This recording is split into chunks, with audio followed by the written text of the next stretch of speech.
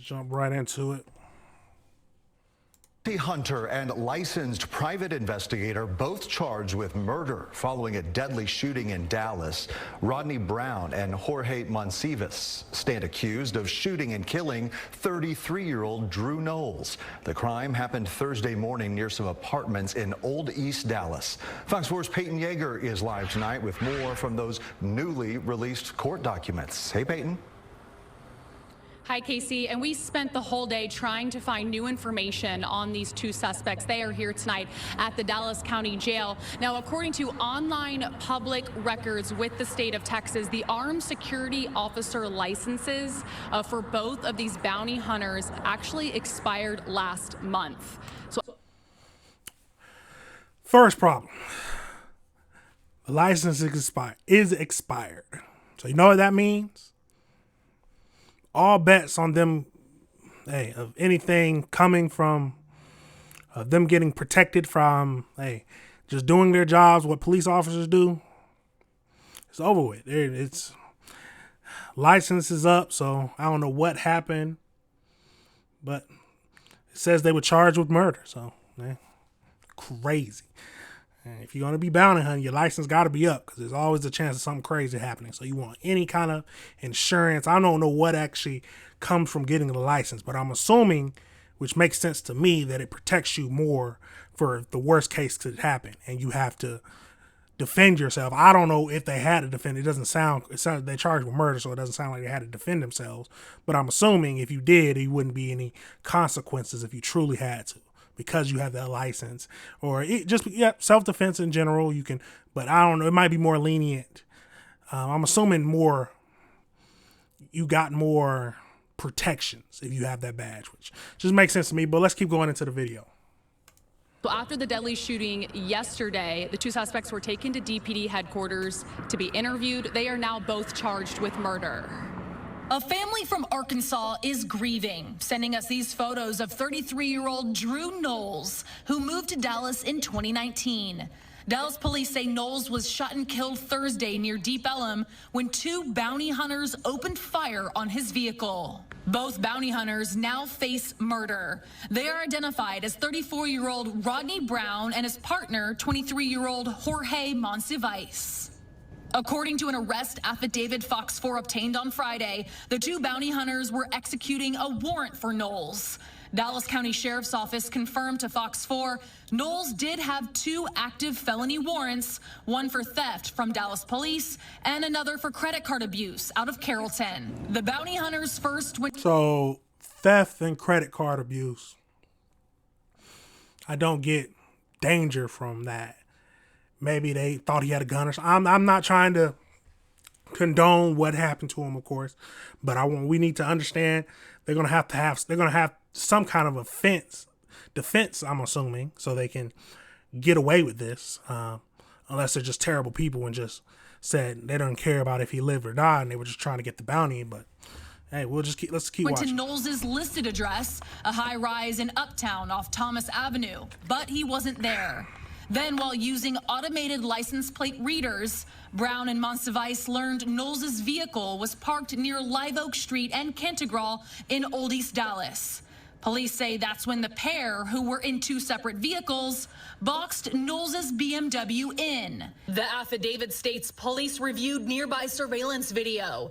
The video showed as Knowles was trying to drive away, both Brown and Monsivais opened fire and were shooting into a moving vehicle and not being in danger of being run over. Knowles was shot at least 4 times. He crashed out into a nearby power pole. Cell phone video from a witness shows what appears to be the two bounty hunters minutes after the crash. Police say Monsivais didn't have any outer clothing identifying him as a bounty hunter, and Brown had a vest with the writing "Warrant Services" in the top corner. But both of them clearly appear to be in a panic. Also today, Casey, I tried to get a hold of the private security company the two bounty hunters work for. That company is called Code 3 Investigation and Security. It's based here in North Texas. I called and emailed this afternoon. No response. Now that is That is crazy. Now I'm gonna see if I can find any more information on that. That is absolutely wild. Doesn't sound like they didn't mention if they had any fear for their lives or anything. So let's see if they have any more updates on that scenario. Let's see. This is a video. Looks good. So let's see what this is talking about. Let's jump over into this video to see what we're talking about. A deadly shooting in downtown Dallas involving two men who police say were bounty hunters is raising serious legal and ethical questions. WFAA has learned and verified the bounty hunters weren't supposed to be carrying weapons in the first place. When I heard these guys may have had a weapon. That's the first problem. There you go. Like we said before, the license is not up to date. It's like, so that in general is a lot of trouble. I know that as a private investigator, we shouldn't be carrying a weapon, especially in the course of doing our work. It all began with chaos during the early morning rush hour on Thursday. A downtown Dallas intersection turned into a crime scene. Sounded like a Wild Wild West going on here. Police say Rodney Brown and Jorge Monsiváis opened fire on 33-year-old Drew Knowles after boxing him in with their cars. Sources say they were looking for him for a bond violation on a felony theft. This intersection is cursed. According to an arrest affidavit, both suspects shot into his moving vehicle as Knowles tried to evade the suspects. Brown and Monsiváis claim Knowles was trying to run them over and they feared for their lives. But according to the arrest affidavit, the complainant was not a threat. Suspects were not in danger of being run over. According to the affidavit, all rounds fired into his vehicle came from an angle indicating the complainant was not a threat to the suspects. Oh, That he was my God. basically being hunted. It's over with. They lied to the officer. Gun angle points to everything. If the gun angle does not match the story, their story is wrong. There's nothing else you can say about it. I'm assuming they were saying they're about to get run over. So if you're about to get run over and you're shooting at them, it's going to come toward the gunshots are going to come towards the front of the end of the car. You're going to be having the gunshots coming there, but unless they dive out the way. But still, I don't know. Yeah, it doesn't sound right to me.